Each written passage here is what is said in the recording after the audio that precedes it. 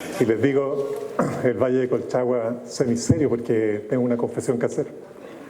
De tal forma de que ustedes ajusten muy bien las expectativas de lo que yo pueda hablar. Y esto es que en realidad efectivamente soy ingeniero agrónomo de formación, seguí luego estudios en el área de bioquímica y metabolismo en plantas, me he dedicado a la fisiología vegetal, soy el viejo de fisiología de la Escuela de Agronomía de Chile y he trabajado ya hace varios años en investigación en vid vinífera, pero, y aquí es donde viene la confesión, prácticamente la totalidad de mis proyectos han sido con uva para elaboración de vino, lo que no significa que no haya estado muy cercano al rubro de la uva de mesa. Esa es la primera cuestión. Por lo tanto, y de hecho, gracias a más de algunos de ustedes que me pareció divisarlos acá, he hecho visitas al Valle de Aconcagua en algunos años pasados y he podido también tener una aproximación a este rubro. Así que estoy encantado de estar acá. Muchas gracias a Carolina por la invitación y particularmente encantado porque justo esto se hizo en el Salón Azul. Creo que no hay mejor ubicación.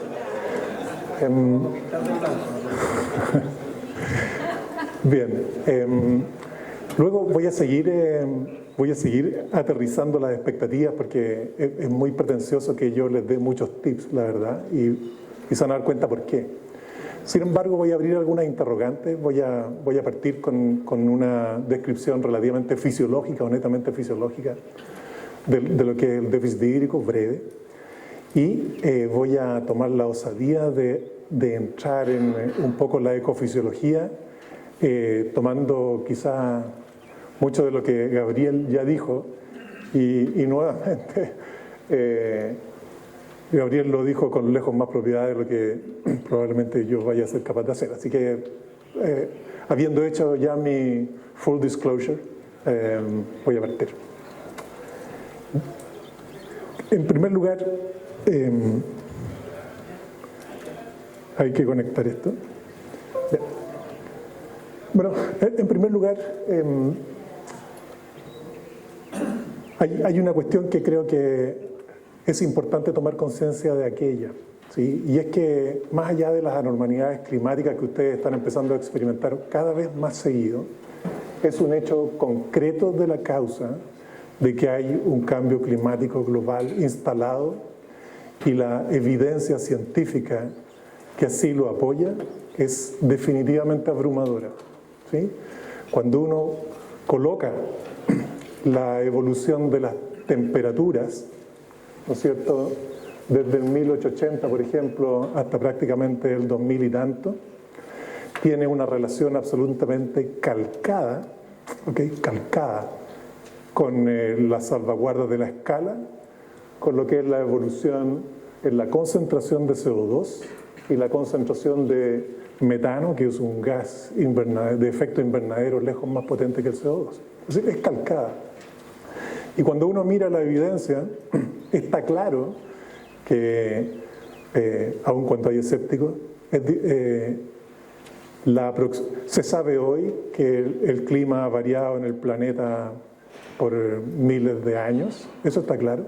Hay proxies que lo permiten determinar, pero lo que está absolutamente demostrado es que este aumento de temperatura asociado al aumento de CO2 es una anomalía climática, justamente por ser generada por actividad antropogénica, y el problema grave que conlleva es que la capacidad evolutiva de la especie no es capaz de tener la plasticidad suficiente porque es un periodo muy breve. Por lo tanto, es un tema, digamos. Y lo que quiero decir con eso es que, siendo este un gran tema, hay que acostumbrarse de que la frecuencia en la escasez hídrica va a ser cada vez mayor. Y ustedes todos seguramente ya tienen claro que en la zona centro-sur de Chile hay una mega sequía instalada ya por más de 10 años. Y los promedios de precipitaciones van disminuyendo cada vez más fuertemente porque, como son el promedio de los últimos 15 o 30 años, se va colocando cada vez más fuerte lo que está pasando en los últimos días. Así que, en ese sentido, es muy importante que enfrentar este tipo de problemas, y me dio mucho gusto escuchar las primeras presentaciones, hay que hacerlo desde una base estructural, y me atrevería a decir que esa base estructural es fuertemente ingenieril. Okay, fuertemente ingenieril. Aquí hay que hacer un cambio en el tipo de reservas de agua, suministro de agua, mediciones de agua, desde el punto de vista absolutamente ingenieril. Lo que yo puedo agregar en términos de fisiología vegetal se sabe hace muchos años, y ajusten más y ajusten menos. Yo estoy seguro que si les hago una prueba ahora, todos las van a contestar a la perfección. Y ahí se me salió lo del viejo de fisiología vegetal.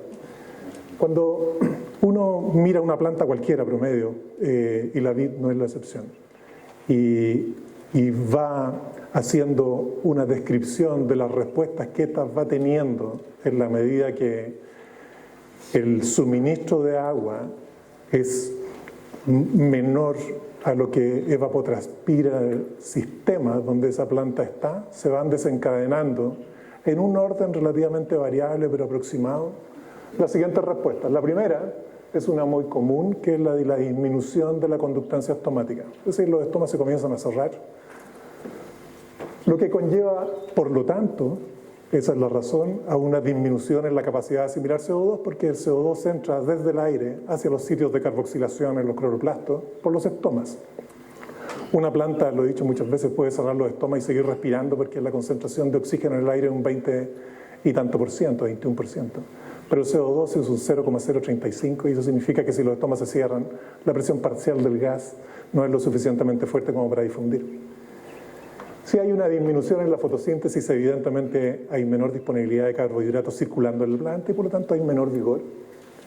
Y eventualmente, y la vid, ahí hay una excepción que la podría narrar en su momento, hay un retardo en la cinética normal de acumulación de sólidos solubles a nivel de bayas. Luego, y paralelo, hay una disminución en la turgencia celular. ¿Y por qué la turgencia celular es importante? Porque las plantas, cuando crecen porque las células se dividen, y luego de divididas, estas se elongan. Y elongan porque les entra agua, es decir, elongan porque hay un potencial osmótico suficiente para lograr un mayor volumen. De tal forma de que si disminuye la turgencia celular, las plantas tienen entrenudos cortos, la fruta tiene un calibre pequeño, y las hojas tienen una menor área, y por lo tanto ustedes tienen una menor área foliar. Además, y nuevamente de manera paralela y gradual y creciente, en una condición de déficit hídrico, comienza a desarrollarse un aumento en la tensión cinemática. Ustedes saben que el agua se mueve a través de la planta, ¿no es cierto?, a través de los vasos cinemáticos, producto de una tensión negativa. Voy a explicar después. Y por último, hay una senescencia temprana, es decir, la planta termina su vida útil mucho más temprano en la temporada de lo que lo haría cuando la reposición de la pérdida de agua, digamos, se ajusta en un 1:1. Debo decir aquí que la vid vinífera ha sido tomada como planta modelo para estudios de relaciones hídricas en el mundo entero, y nosotros no somos la excepción. En Chile hay varios grupos que trabajan con vid vinífera en relaciones hídricas y fisiología asociada a deficiencias de suministro de agua, pero la gran mayoría de ese trabajo, creo no exagerar si digo que un 90%, se ha hecho en uva para elaboración de vinos, ¿sí? Y lo que se sabe en uva de mesa es realmente prácticamente inexistente, es decir, se conoce muy poco. ¿Y por qué conocerlo es importante? Bueno, aspectos generales. Como decía yo, el agua se mueve desde el suelo, a través de la planta, hacia el aire, en una condición metaestable, bajo una condición de tensión negativa. ¿Okay? Y es metaestable porque cuando se supera cierto umbral de tensión, se empiezan a formar burbujas de agua, ¿no es cierto?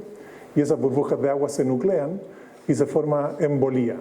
Por esa razón, cuando ustedes quieren tomar agua de un pozo demasiado, qué sé yo, a 10 metros colocan la bomba arriba, pero si tienen el pozo a, qué sé yo, 80 metros tienen que colocar la bomba abajo, porque si bombean desde arriba lo que van a sacar es simplemente burbujas de aire.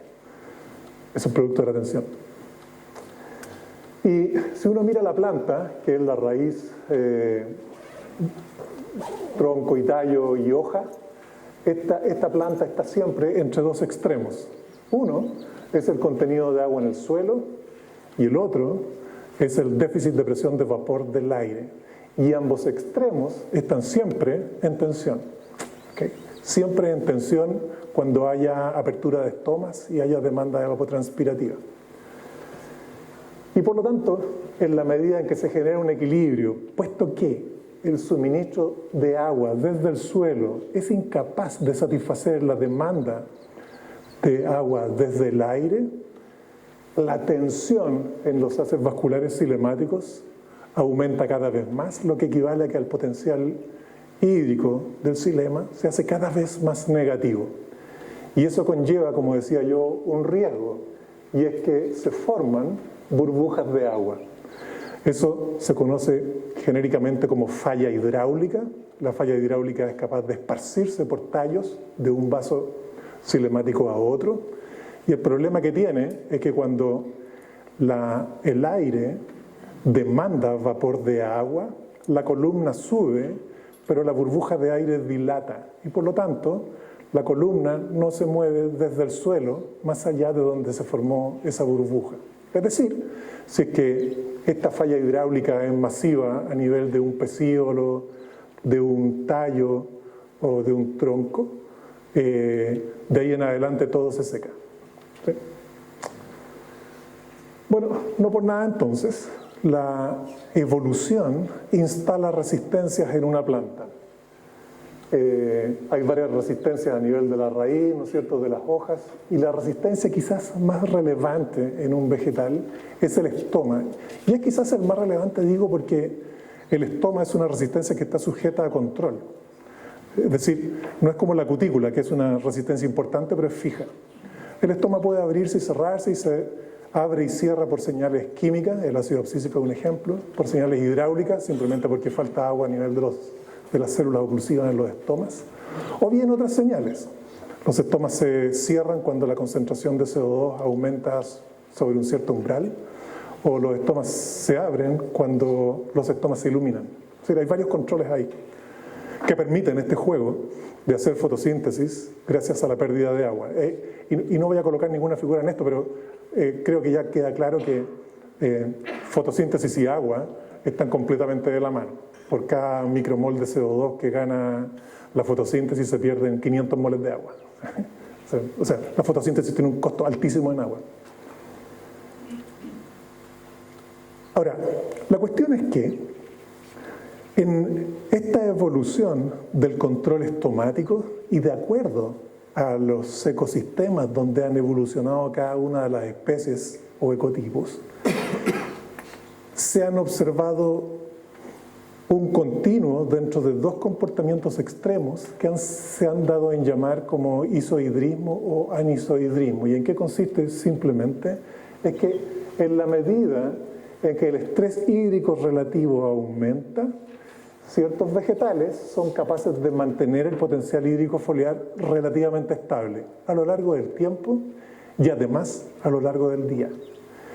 Y en el otro extremo está el anisohidrismo, y esto es que en la medida que el suelo se seca, el potencial hídrico de la hoja también se seca. Y lo que ustedes intuitivamente pueden advertir es que muy probablemente lo que controla esa diferencia, insisto, es un continuo, no son dos comportamientos, hay plantas que se mueven más hacia un extremo u otro. Es que la sensibilidad estomática a la falta de agua en el suelo es la que determina que el potencial hídrico de la hoja sea capaz de ser mantenido o bien simplemente se reduce. Y en la vid se han descrito prácticamente un rango muy amplio de estos comportamientos dependiendo de la variedad. Y yo les advertía que la mayor proporción del conocimiento en términos de relaciones hídricas en vides se han desarrollado justamente en variedades de interés enológico. Y este es un gráfico que de hecho lo estamos publicando ahora dentro de una investigación en relaciones hídricas en vides, que tiene que ver con aquello. Fíjense que esto es como desde cero a cada vez más negativo varía el potencial hídrico foliar, cuando el suelo se va secando progresivamente desde un potencial hídrico de 0 a cada vez más negativo. Ustedes pueden determinar el potencial hídrico del suelo en contacto con toda la zona radical ¿ok? Midiendo el potencial hídrico en prealba, es decir, en aquel momento en que los estomas están relativamente cerrados y la planta está en equilibrio, digamos, no pierde agua, no transpira y está en equilibrio con el suelo. Y la línea roja es la relación 1:1. Y ustedes pueden ver cómo una variedad, esto es Carmener, 2 años seguidos, ¿no es cierto?, tiene una pendiente muy parecida a 1, mientras que Syrah, 1 año y 8 años, una variedad en una localidad, el otro en otra localidad, una injertada y la otra no injertada, tienen un comportamiento con pendientes menores. Es decir, en la medida, ¿no es cierto?, que el suelo se va secando, la variación del potencial hídrico de la hoja es menor que acá. ¿Qué significa esa cuestión? Significa que si ustedes, por ejemplo, en una variedad extremadamente anisohídrica suspendan el riego por un periodo prolongado de tiempo, la planta no va a ajustar estomáticamente y probablemente ustedes van a terminar perdiendo hoja. Eso es para graficarlo. En cambio, en una planta extremadamente isohídrica, ustedes pueden ir deshidratando el suelo y las hojas las van a ver permanentemente verde y probablemente recurriendo a mecanismos de protección un poquitito distintos. Y esa cuestión no es menor. ¿Por qué? Porque significa que a un cierto déficit de presión de vapor del aire en relación a un cierto contenido deficitario de agua en el suelo, una planta va a tener una respuesta distinta a la otra y las consecuencias van a ser distintas. Y he tratado de buscar hace mucho tiempo comportamientos en relación al isohidrismo en variedades de uva de mesa y prácticamente no existe nada. No existe nada. Y tampoco en relación a los portainjertos. Gabriel mostraba gráficos interesantes cómo distintas variaciones de portainjerto en general impactaban poco sobre la transpiración. Sin embargo, y mostraba 4 o 5 portainjertos. Sin embargo, hay portainjertos, algunos de ellos muy comunes en vitivinicultura, que afectan la transpiración. Y la afectan porque en realidad lo que hacen es modificar la conductividad hidráulica del agua a través de ese material. ¿Okay? Y la conductividad hidráulica del agua es el volumen de agua que se mueve entre dos extremos dado un gradiente. ¿Sí? Entonces, a un gradiente dado, ¿no es cierto?, una conductividad hidráulica mayor o menor significa que se saca agua más rápido o menos rápido en uno u otro caso. Por tanto, creo que es importante empezar a mover toda esta investigación hacia la uva de mesa, particularmente con el advenimiento de muchas variedades nuevas que con menor razón se sabe cuáles son sus comportamientos. De hecho, tampoco se sabe los comportamientos de los parentales, tampoco se sabe el comportamiento de los moscatelos, cosas por el estilo. Ahora, ¿qué es importante decir, sin embargo? Esto pensando en las zonas de sacrificio que mencionaba Gabriel, es decir, bueno, si yo tengo, ¿no es cierto?, hago un balance hídrico, tengo todo el volumen de agua del cual voy a disponer a lo largo de toda una temporada y tengo una estimación de todas mis pérdidas, podría tomar la decisión de decir, bueno, esto no lo produzco simplemente o lo dejo de regar en este momento, en fin. Y eso significa, por angas o por mangas, que va a haber muy probablemente falla hidráulica en ese material. Lo bueno es que la falla hidráulica, cuando ocurre, me refiero a la ocurrencia de cavitación y embolía, ocurre en los extremos de la planta primero y lentamente hacia el centro después. ¿Qué significa eso? Significa que si ustedes tienen una planta de vid en particular y la planta la dejan secar, es muy probable que esa falla hidráulica ocurra a nivel de ya sea la hoja, o el pecíolo o el brote. Y eso significa que el agua se deja de mover de ahí en adelante y por lo tanto ustedes terminan para la próxima temporada con un material de raíces permanentes y de tronco sin daño. Y por esa razón es muy probable que ustedes hayan visto cómo en el pasado algunos huertos se abandonaron, ¿cierto?, sin riego, y posteriormente muchos de ellos fueron capaces de retomar niveles de crecimiento una vez restituido el agua de manera relativamente efectiva. Esa es la razón. Pero el segundo impacto negativo, y aquí yo debería haber hablado antes, Gabriel, para haberte teloneado en realidad, porque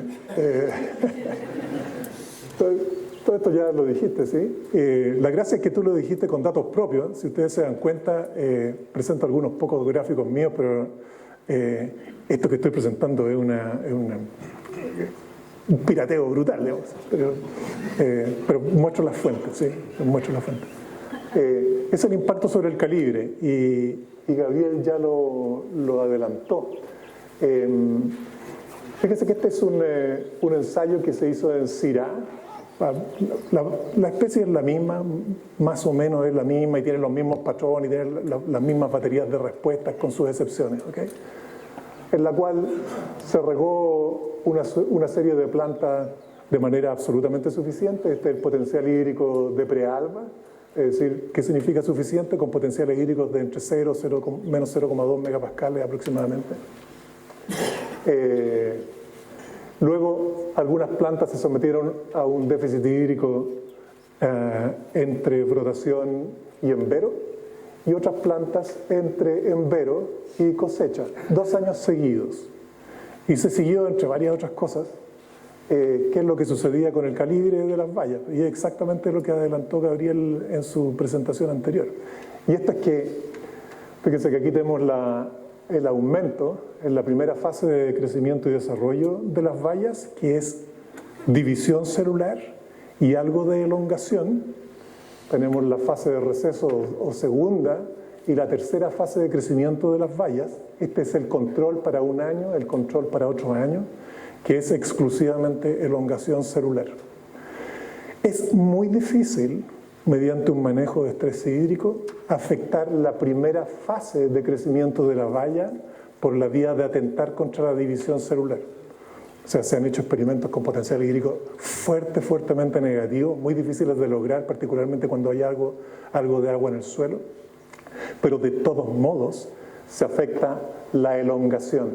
Entonces, cuando ustedes tienen, por ejemplo, un déficit hídrico en la primera fase de crecimiento de las vallas, el calibre, el volumen y el diámetro de estas vallas va a ser lejos menor que si ustedes hacen una restricción pasado el envero. ¿Okay?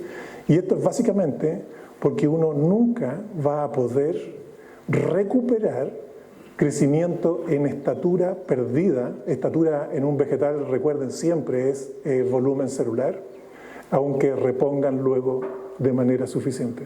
Eso no lo van a poder lograr. Esta cuestión es como cuando ustedes llevan al bebé al pediatra y tienen que hacerle el control mensual, ¿no es cierto? Y lo pesan y lo miden, y el pediatra sabe exactamente cuánto va a medir esa guagua a los 10 años, ¿sí?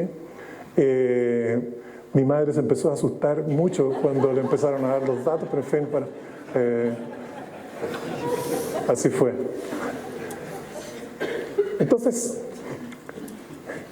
lo que quiero decir hasta aquí es que efectivamente el déficit hídrico afecta la fisiología de las plantas, primeramente porque afecta la conductancia estomática, secundariamente porque afecta la capacidad fotosintética, en tercer lugar porque definitivamente, como está escrito, y la vid no es la excepción, afecta la capacidad de elongación celular. Sin embargo, para poder desmenuzar de una manera un poco más precisa cuál puede ser la respuesta bajo una suerte de tensión en una variedad u otra, hay que hacer los experimentos primero, y esos experimentos desafortunadamente no están disponibles. Además, les debo decir algo: cuando uno mira muchos de estos datos que están publicados en general para uva de interés vitivinícola o enológico, en muchos casos se toma en consideración como normalizador de la condición hídrica de la planta el potencial hídrico de suelo, cuyo proxy es el potencial hídrico de prealba, eso que se mide con una cámara de presión. Sin embargo, recuerden siempre mi tercera diapo de que lo que en realidad genera la tensión no es solamente la disponibilidad de agua, contenido volumétrico de agua en el suelo, sino que además el déficit de presión de vapor. Y este valle tiene un déficit de presión de vapor muy probablemente lejos superior a muchos otros valles. Por lo tanto, que ciertos niveles de potencial hídrico de prealba, que pueden ser relativamente manejables en una cierta latitud, muy probablemente en el Valle de Aconcagua pueden ser más bien peligrosos. Es decir, no porque una planta tenga menos 0,03 megapascales de potencial hídrico de suelo, va a alcanzar un potencial hídrico de hoja a mediodía X. No, eso va a depender de cuál es el aire en el cual esa planta está. ¿Ok? Entonces, y aquí es donde me empiezo a adentrar en un tema que lo presentó muy bien Gabriel. Espero ser capaz de darle otra vuelta, pero los datos son los mismos, digamos, no hay mucho más que agua que se coloca, digamos, y agua que se pierde, y cómo uno va lidiando con las oportunidades y cuáles son los sacrificios que puede hacer y en qué proporción el sacrificio es menor. Y entré un poco en lo que es ecofisiología de plantas, particularmente voy a entrar en plantas de la vid.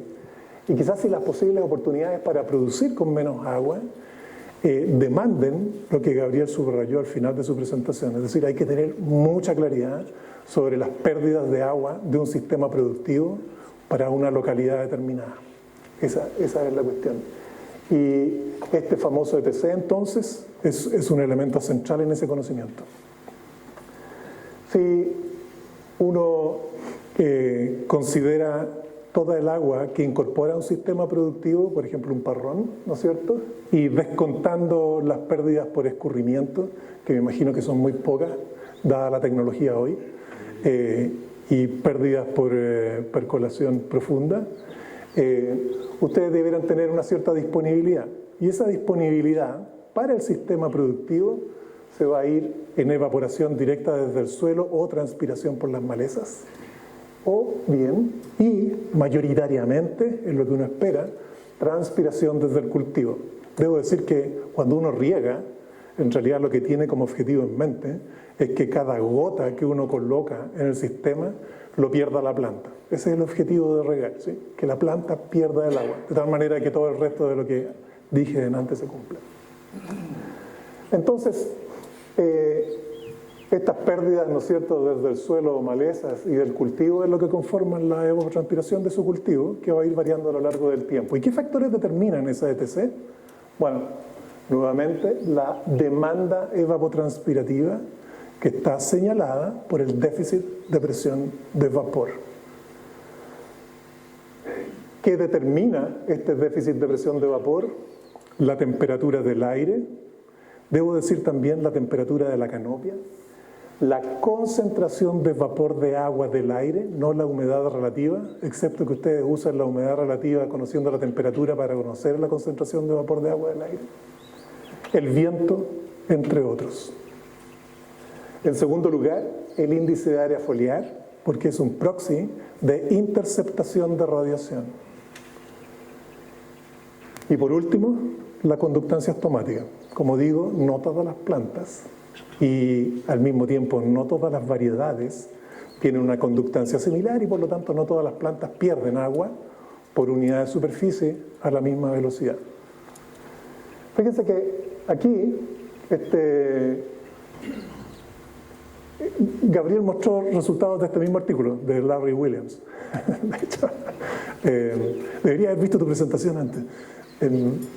Lo que tienen acá, de hecho, es cómo a lo largo del tiempo en Thomson Seedless, en un estudio en California, iba variando, ¿no es cierto?, a lo largo del día, ese tiempo, la radiación neta, luz, y la temperatura del aire.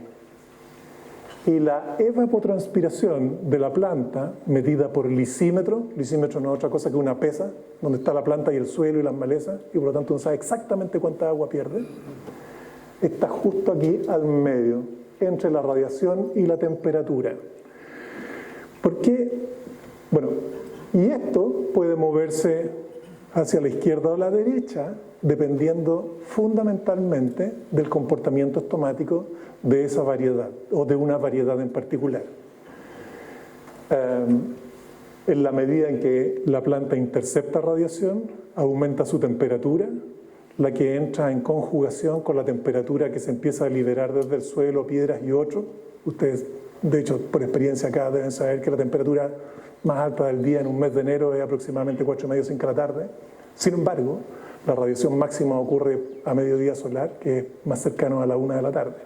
Entre medio está la pérdida de agua de esta planta. ¿Ok? Porque recuerden siempre que el agua siempre se mueve por gradiente. Y por lo tanto el gradiente que entra a lidiar aquí y que determina este comportamiento es la diferencia entre la concentración de vapor de agua en la cavidad subestomática, que está siempre independiente de la temperatura de la hoja a un 95%, y la concentración de vapor de agua del aire independiente de su temperatura. Y por lo tanto, lo que mueve esta pérdida hacia la derecha o hacia la izquierda es si hay una resistencia que se impone más fuertemente o menos fuertemente, y esa es la del estoma. Es decir, cuando se pierde agua, además del gradiente, importa la resistencia. Y en este caso la resistencia central es el estoma. ¿Sí? Y aquí hay un ejemplo. Esto fue hecho en Egipto. Aquí dejé la presentación para que se reparta. Cuando pirateo no me importa bueno, cuando no pirateo tampoco me importa que quede. Y fíjense que aquí hay un ejemplo concreto del impacto del índice de área foliar como proxy de interceptación de radiación y del déficit de presión de vapor sobre la ETC. ¿Ok? Entonces ustedes tienen esta formulita que ya la hemos visto de sobra. Esta es la evapotranspiración de referencia y esta es la viña, ¿no es cierto?, el suparrón, que va aumentando su evapotranspiración de cultivo hasta un máximo, hasta luego disminuir. La razón por la cual estas no son iguales es porque en el fondo aquí el índice de área foliar es menor, aquí el índice de área foliar es mayor, y esta disminución es porque no solamente se empiezan a perder hojas, producto de una senescencia que adviene, sino que además el déficit de presión de vapor hacia el final de la temporada comienza a disminuir. Y comienza a disminuir porque la temperatura es menor. Y si la temperatura es menor, la hoja tiene una temperatura menor. Y si la hoja tiene una temperatura menor, para completar la cavidad subestomática a un 95% de humedad relativa, se requiere menos agua. Y por lo tanto, la diferencia de concentración con el aire es menor. ¿Okay? Carolina me dijo que le hiciera un control al final de la charla. Así que espero que me digan si no se entienden. Okay. Nuevamente, esto es la pérdida de agua diaria, ¿no es cierto?, a lo largo del tiempo. Esto es también Thomson-Seedless. Esto es en Vero. Aquí hay una disminución porque hubo días nublados. ¿Sí? Básicamente el DPV disminuyó. Y aquí hubo una apertura de ventanas. Eso solo significó una pérdida de consumo o una disminución en el consumo de agua. ¿Okay? Básicamente porque se redujo el área foliar. Insisto, el área foliar es importante y espero que siempre lo mantengan muy de la mano. Entonces, tenemos claro que el área foliar es determinante en el K-sub-C del cultivo y que al aumentar el índice de área foliar aumenta el K-sub-C, y que además ustedes tienen relativamente claro que cuando aumenta el índice de área foliar aumenta el rendimiento. Entonces, el sistema de conducción siempre va a ser muy determinante a la hora de estimar la pérdida de agua. Si ustedes tienen, por ejemplo, como lo tienen los viñateros, un sistema de conducción en espaldera, este es un índice de área foliar muy bajo. Si tienen un clásico parrón, tienen un índice de área foliar relativamente alto. Y si tienen un sistema como este, ¿no es cierto?, tipo sudafricano y relativamente completo, el índice de área foliar es superior y por lo tanto la pérdida de agua de este sistema, no obstante rinde más, siempre es mayor. Ahora bien, esta figura muestra cómo al aumentar la evapotranspiración relativa, es decir, lo que se va perdiendo respecto del máximo que se puede perder porque se van regando las plantas distintas, cómo afecta el rendimiento relativo, que tiene un máximo, 1, ¿no es cierto?, varía. Y lo que es claro es que aun cuando a mayor evapotranspiración del cultivo, mayor será el rendimiento, no se trata de una relación lineal, ¿ok? Es una función cuadrática tendiente a la asíntota, y eso significa que cuando ustedes manejan suministros de agua, todas estas cuestiones están hechas en vídeo, debo decirlo, cuando ustedes manejan suministros de agua y déficit de suministros de agua, la pérdida del rendimiento no es lineal. ¿Okay? Hay zonas de mayor sensibilidad y hay zonas de mucho menor sensibilidad. Fíjense que, hablando de índice de área foliar, ¿no es cierto? Estos son dos sistemas de conducción, este es el rendimiento y esto es el agua aplicada como fracción de la pérdida de agua determinada por lisímetro, también en Thomson-Sidless. Y tienen un sistema de conducción de mayor área foliar y de menor área foliar. Y lo que es interesante, y esto coincide con lo que mostraba Gabriel en sus datos, de hecho, ustedes pueden prácticamente alcanzar el 100% del rendimiento con aproximadamente un 0.7 de la reposición de la pérdida de agua por lisímetro. O sea, es una determinación absolutamente precisa de la pérdida de agua. Entonces, a mayor área foliar, mayor es el potencial de rendimiento, pero mayor es la demanda de agua. Y aún así, fracciones de entre 0,6 a 0,8 de la pérdida total de agua del cultivo logran mantener un 100% o el rendimiento máximo. Eso es lo que les quiero transmitir a partir de la gráfica anterior. Ahora, el índice de área foliar, recién lo vengo a definir aquí, pero no sé si estamos todos de acuerdo en lo que es índice de área foliar. Es básicamente metros cuadrados de hoja por metro cuadrado de suelo, ¿cierto? Eso es. Cuánta hoja tengo, cuánta superficie foliar tengo por superficie de suelo. E insisto, es un buen proxy de interceptación, porque en realidad el mejor indicador es la interceptación de radiación.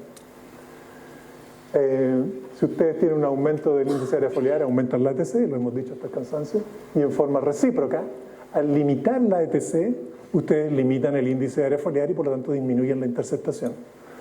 Lo que tampoco es muy gracioso porque la interceptación no es otra cosa que la magnitud de biomasa de canopia que sustenta la capacidad de llenar de azúcar en las bayas. Es decir, hay una relación bidireccional ahí.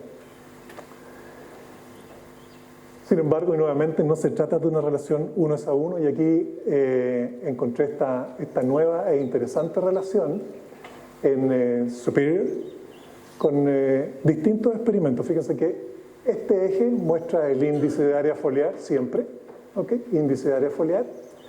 Esto es la temporada, cómo va avanzando, y acá se repuso el 100% de la ETC por lisímetro.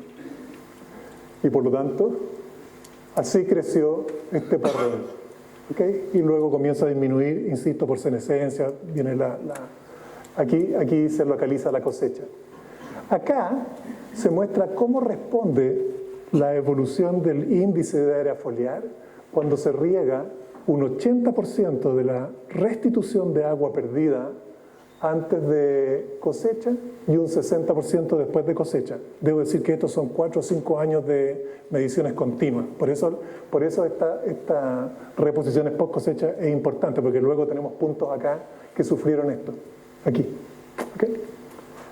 Esto es el 60% y el 40%, y este es el 40% del 20%. Es decir, recién acá, con un 40% antes de cosecha y un 20% posterior a cosecha, ustedes ven un resentimiento significativo de la planta de crecer.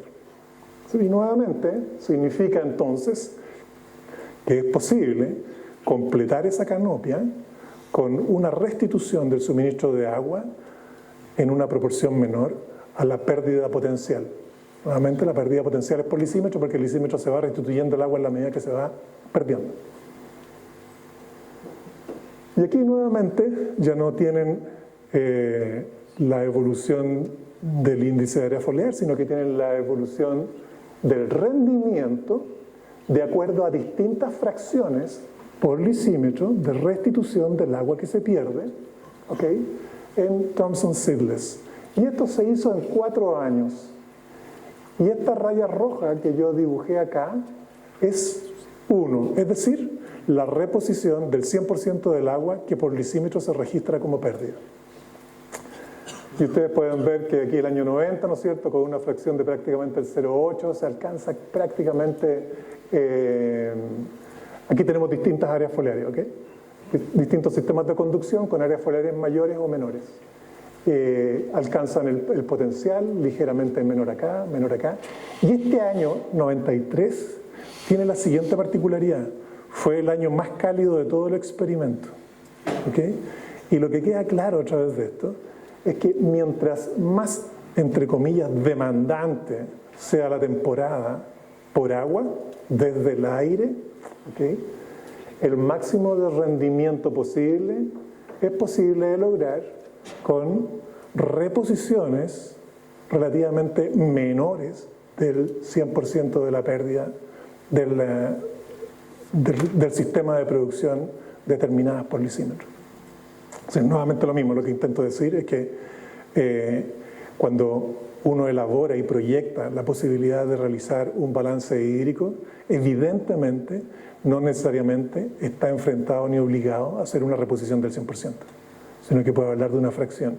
Y esa fracción, y no aparece aquí porque si ustedes observan, todas estas mediciones están hechas en, qué sé yo, Thomson Seedless, salvo 2 o 3 excepciones, no considera diferencias varietales, ni mucho menos combinaciones varietales por injerto.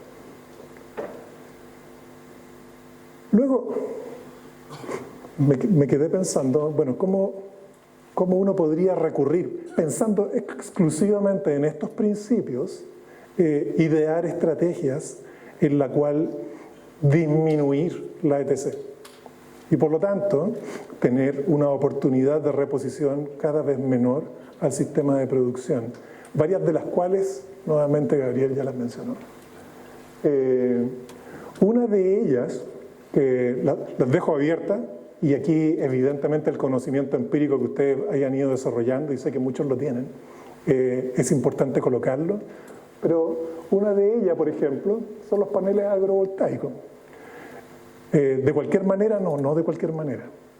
Fíjense ustedes que si ustedes tienen una variedad que es estomáticamente relativamente sensible, independiente de que ustedes tengan el suelo a capacidad de campo, esa variedad va a reducir su conductancia estomática prácticamente desde las 2 de la tarde hasta las 4 de la tarde de manera importante.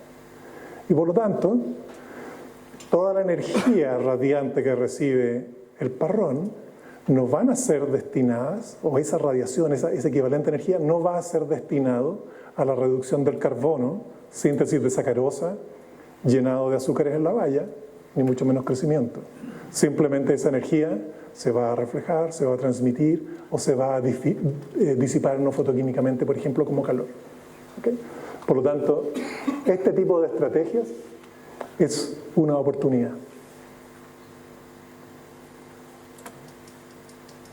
Una segunda forma de controlar naturalmente el índice área foliar, es decir, la magnitud de la interceptación, lo que es lo mismo, la magnitud de la biomasa de la canopia, es decir, el vigor del parrón, es por algo tan sencillo como la fertilización nitrogenada.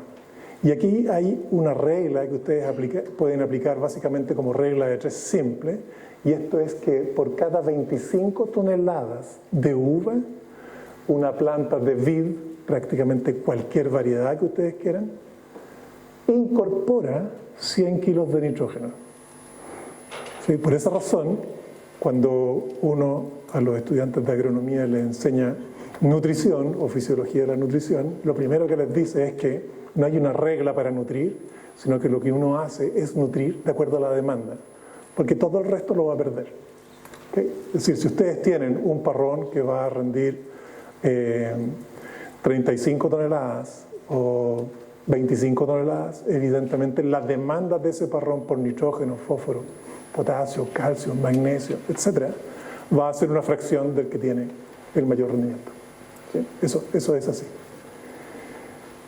Y ustedes saben que el nitrógeno es un nutriente esencial, es un macronutriente, el más importante de los macronutrientes, ¿no es cierto? Porque forma parte de aminoácidos, proteínas, todas esas cosas, que ustedes seguramente repitieron en alguna prueba por ahí.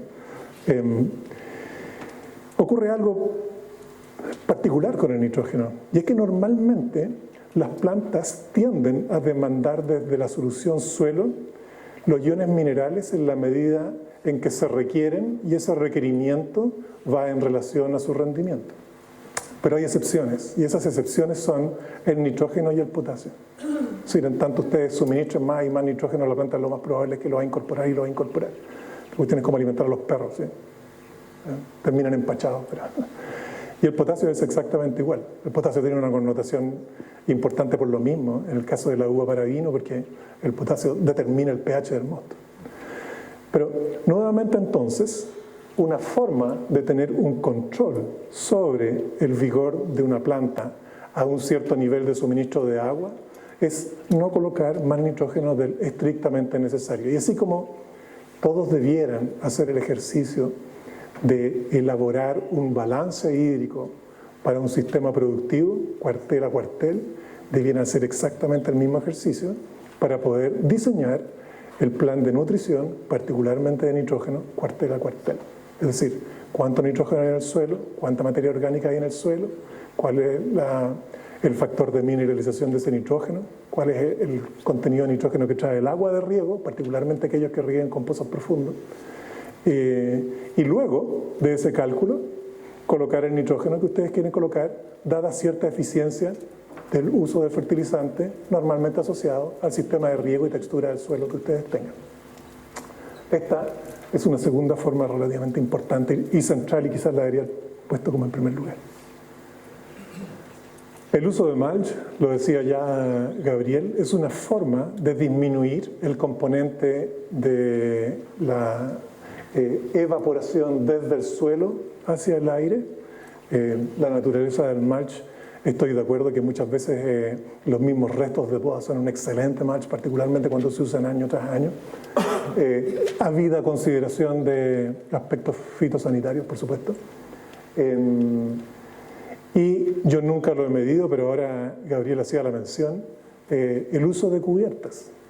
¿Por qué? Porque el uso de cubiertas, ¿qué es lo que hace? Esta cuestión es intuitiva, nunca la he medido, pero estoy dispuesto a apostar, digamos. No tengo mucho, pero en fin.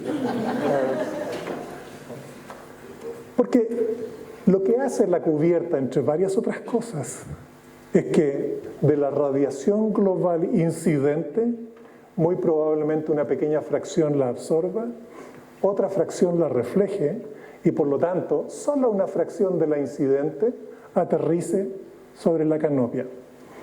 Cuando uno mira las mallas, por ejemplo, y les mide la transmitancia o sombreamiento, uno habla de sombreamientos no superiores al 15%, 18%. Y en este valle, y en general en el Chile vitícola, aterrizan en enero 2.400 micromoles de fotones por metro cuadrado por segundo, y una hoja de vid satura su fotosíntesis con 1.200. Entonces, perder un 15% no es perder energía para producir uva. Pero luego además, y muy probablemente asociado al material que ustedes usen, ¿okay?, la concentración de vapor de agua, ¿okay?, que exista en el aire con cubierta o sin cubierta va a ser distinto. Y nuevamente les recuerdo que el agua se pierde por gradientes de concentración. ¿Okay? Está el factor de temperatura que señalaba Gabriel. No creo en realidad, pero esta es simplemente una suposición, que ese aumento de temperatura vaya a generar un shock térmico importante, excepto que signifique un aumento de temperatura del racimo de aproximadamente 32 grados Celsius. Ese podría ser un problema consistente sobre 32 grados Celsius. ¿Por qué? Porque la síntesis de antociano, estoy pensando en variedades coloreadas, y su degradación se promueve sobre los 32 grados Celsius de temperatura de piel. Pero ¿cuál es el problema que sí efectivamente tiene un aumento de temperatura en este ambiente? Es que este aumento de temperatura aumenta la temperatura de la canopia y por lo tanto, para mantener el 95% de humedad relativa en la cavidad subestomática, se necesita lejos más agua por parte de la hoja, lo que convierte al gradiente con el aire en un valor lejos superior. Y por lo tanto la planta podría, no obstante tener esta malla, transpirar lejos más. Ese es el cuidado. Y este es un resumen que tiene ideas muy simples y sencillas. Creo que la primera es que es importante avanzar en conocimiento en uva de mesa. Creo que Línea ha hecho un trabajo increíble, muy bueno. Mostraba Gabriel no solamente datos que él había realizado en este mismo valle, con la colaboración de muchos productores acá, sino que un sistema que elaboró un grupo, entiendo que lo lidera Claudio Volontín, a partir del cual ustedes tienen la capacidad de ir haciendo un seguimiento, es una plataforma gratuita, un seguimiento en tiempo real de la magnitud de su canopia y por lo tanto calcular el K sub C. Porque el K sub C no es otra cosa que un proxy del área foliar o de la interceptación de radiación por parte de un cultivo. Hay muchos elementos y además hay muchos profesionales y técnicos que están apoyando al sistema productivo de mesa, que estoy seguro que tienen datos empíricos que sumados unos con otros, más allá de la necesidad de hacer investigación, es posible avanzar en esto, compartirlo, asociatividad. El déficit hídrico disminuye la conductancia estomática y por lo tanto la biomasa y por lo tanto la cinética de acumulación de azúcares. Insisto que esto es relativo porque cuando ustedes tienen un estrés hídrico cerca de Embero, lo que ven es otra cosa en realidad, y es que el inicio de la maduración se adelanta, pero eso ya es otra historia. Un déficit hídrico antes de Embero impacta más fuertemente el calibre. Y por último, dejar claro que hay un cierto margen de reposición de agua menor a la pérdida potencial de un cultivo, a partir del cual se es posible completar la canopia y rellenar el rendimiento. Eso. Muchas gracias por la atención.